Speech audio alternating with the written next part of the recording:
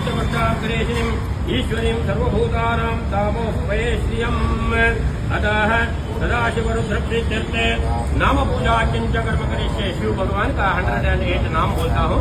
अब शिवाय नमः बोलते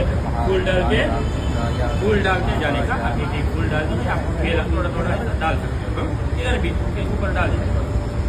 ओम शिवाय नमः डाल, थोड़ा आगे बैठिए।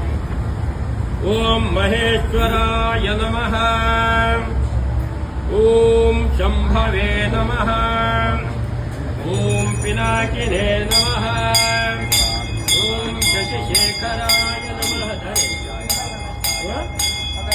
ओम वामदेवाय नमः, ओम विरूपाक्षाय नमः, ओम कपर्दिने नमः, ओम नीललोहिताय नमः, ओम शंकराय नमः, ओम शूलपाणिये नमः, ओम कक्षायने नमः, ओम विष्णुवल्लभाय नमः, ओम श्रीविष्टाय नमः, ओम अंबिकानाथ